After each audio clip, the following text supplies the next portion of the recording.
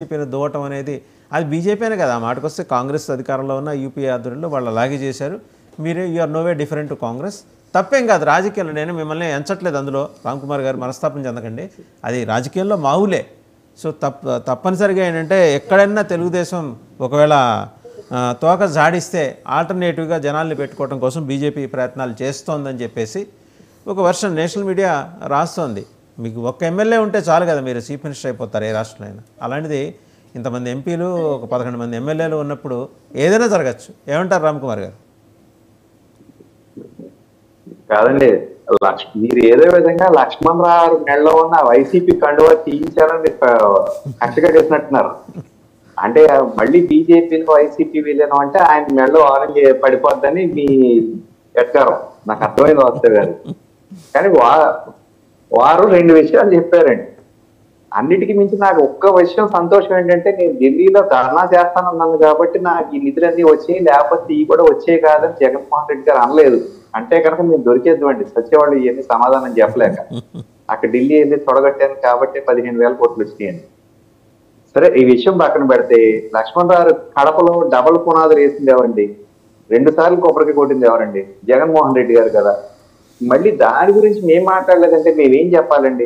సరే, ప్రతిదానికి చెయ్యెత్తి బిల్లులకు ఓట్లేస్తారు కదా, అదే టైంలో మాకు కూడా కడప గురించి దీని గురించి మాట్లాడండి. ప్రతిపక్ష హోదా లేకపోయినా కడప ఎమ్మెల్యేగా, అది పులివెందుల ఎమ్మెల్యే పులిగా వెళ్ళి ఒక రిప్రజెంటేషన్ ఇచ్చి కడపకి ఇవ్వండి అని అడిగితే మొత్తం మీడియా న్యూస్ అయిపోయేది. అందరూ కూడా ఈయన ఇంకా రాష్ట్రం కోసం ఆలోచిస్తున్నారని అనుకుంటారు. కానీ ఆ పనిలో ఆయన లేరు. పాపం లక్ష్మణ్ రావు లాంటి పాటుపడుతున్నారు. కానీ ఆయన ప్రస్తుతం ఏ పనిలో ఉన్నారంటే, నాకు ప్రతిపక్ష హోదా కావాలని కోర్టుకి వెళ్ళి కోర్టులో ఏమైనా ఇస్తారని చూస్తున్నారు. ఎక్కడ తేల్చుకోవాలో తెలియదు, ఎక్కడ ఏ పని చేయాలో కూడా తెలియదు. ఇది ప్రస్తుతం పులివెందుల ఎమ్మెల్యే గారి పరిస్థితి. స్టీల్ ప్లాంట్ గురించి క్లారిటీ మీకు దీని గురించి సుదీర్ఘ డిస్కషన్ అయింది. వచ్చారు కేంద్ర మంత్రి గారు, ఆయన హామీ ఇచ్చారు. ఏమవుతుందో ఏదో చూడండి. దానికన్నా నెగిటివ్ వస్తే మళ్ళీ దానికోసం మాట్లాడతాం. ఈవేళ టాపిక్ వస్తాయండి. ఇందాక ఇంకొకసారి క్లారిటీ ఏంటంటే అండి, central government world bank aid ద్వారా ఇచ్చింది. 30 ఏళ్ల దాకా దీనికోసం ఎవరో కూడా అప్పు కట్టమని అడగరు. నెంబర్ 1 ఏమంటే, దీని మీద FRBM లిమిట్స్ లోకి అప్పు రాదు కాబట్టి ఏపీకి ఎటువంటి నష్టం రాదు. నెంబర్ 2, ఆ తర్వాత బాటమ్ లైన్ కి మళ్ళీ డిబేట్ కోసం మనం అరిసి కసే కన్నా కూడా చంద్రబాబు నాయుడు గారు, నిర్మలా సీతారామన్ గారు దీని గురించి తేల్చుకుంటారు అనుకున్నాం ఈ పూట. ఎందుకంటే నేను చెప్పింది మీరు ఎవరో కన్విన్స్ అవ్వట్లేదు కాబట్టి. చంద్రబాబు నాయుడు గారు నేనే కట్టాలంటే కట్టించుకుంటారు, కాదు మీరే కట్టాలంటే ఖచ్చితంగా పైన కట్టేస్తారు. కొన్ని అక్కడ వరకైనా ఓకే చేద్దాం వాసుదేవ్ గారు, ఈ పూటకే అంటున్నాను.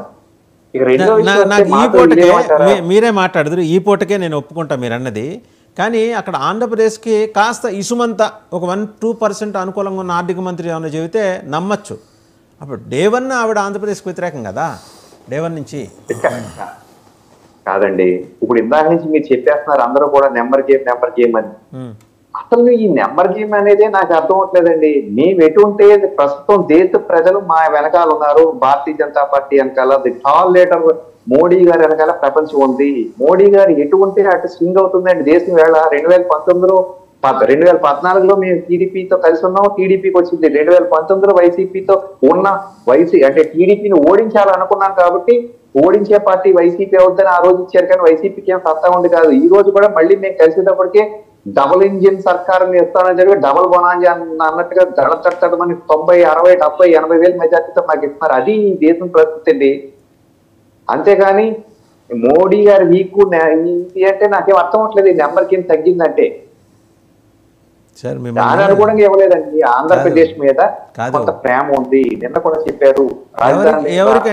ఎవరికి ప్రేమ ఉంది చెప్తారా? ఎవరికి ప్రేమ ఉంది, ఎంత ప్రేమ ఉంది చెప్తారా? నాకు తూకం వేసి చెప్తారా ఎంత ప్రేమ ఉందని?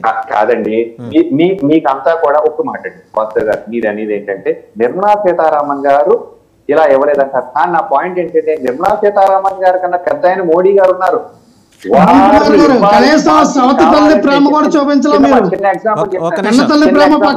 లక్ష్మణరావు గారు లెట్ హిమ్ కంప్లీట్. ఇక్కడ రూరల్ డెవలప్మెంట్ పవన్ కళ్యాణ్ గారు ఇస్తున్నారు. రూరల్ డెవలప్మెంట్ కోసం ప్రత్యేకంగా 2.66 lakh crore ఇచ్చారు.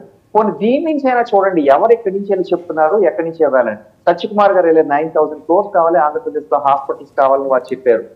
అంటే ఇటువంటి కింద నుంచి చెప్తుంటే మోడీ గారికి వారికి ఆంధ్రప్రదేశ్కి ఇవ్వాలి 10 ఏళ్లలో 20 ఏళ్ళు వెనక్కి పడిపోయిందండి. థ్యాంక్ యూ నోట్ కూడా రాశారండి వేళ సత్యకుమార్ గారు. ఇవన్నీ జరుగుతున్నాయని మీకు చెప్పకపోతే ప్రజలకు తెలియదు. పైనుంచి అందరూ కలిసే చేస్తారు, చేసిన తర్వాతే నిర్మలా సీతారామన్ గారి ఇన్పుట్స్ కూడా ఉండొచ్చు. అది వచ్చిన తర్వాతే ఫైనాన్స్ మినిస్టర్ కాబట్టి వారు చెప్తారు. కానీ మీ మాట తీసుకున్నాం వాసుదేవ్ గారు, గతంలో ఉన్న స్వరానికి ఇప్పుడు స్వరానికి మీరు మారిందా లేదా, అక్కడ దాకా మీరు ఒప్పుకుంటారా ఒప్పుకోరా? ఆరు నోట్ నుంచి ఏపీ క్యాపిటల్ లేదని చెప్పారా లేదా? నేను ఇది ఒప్పుకోను. అసలు గతంలో స్వరమే లేదు, ఇవాళ కొత్త స్వరం పుట్టుకొచ్చిందంట. అసలు 10 ఏళ్ల పాటు అమరావతి గురించి మాట్లాడలా, రాజధాని గురించి మాట్లాడలా. ఇవాళ ఒక్కసారిగా కడుపులో ఉన్న ఆవేదన తన్నుకొచ్చింది బడ్జెట్ సమావేశాల్లో. ఇవాళ ఎందుకు తన్నుకొచ్చింది? అదే తన్నుకొచ్చిన వేళ, అలాగే తన్నుకొచ్చిన వేళ హైదరాబాద్ని ఇంకొక 10 ఏళ్ల పాటు ఉమ్మడి రాజధాని అనే మాట ఎందుకు అనలేదు? ఇంకే కాదండి, అరే అది మాత్రం నేను మీతో అసలు ఎట్టి పరిస్థితుల్లో ఒప్పుకోనండి. ఏం అవసరం వాసుదేవ్ గారు, మనకి ఇంకో 10 ఏళ్ళు ఎక్కడికక్కడ తెంపుకుని ఇక్కడికి వచ్చి ఆంధ్రప్రదేశ్ రాజధాని ఉందని మీరు అనుకుంటున్నారా? ఆంధ్రప్రదేశ్ రాజధాని ఉందని మీరు అనుకుంటున్నారా? 100% ఏమండి. ఒక మాట చిన్న ఎగ్జాంపుల్, వాట్సాప్ మెటా ఉంటది కదండి, అందులో క్వశ్చన్ వేస్తే గతంలో తెలియదని వచ్చేది. నిజంగా ఇది చాలా ఇబ్బంది బాధగా ఉండేదండి నాకు కూడా. వాట్సాప్ మీకు తెలుసు కదండి, పక్కన క్వశ్చన్ అడుగుతుంటే.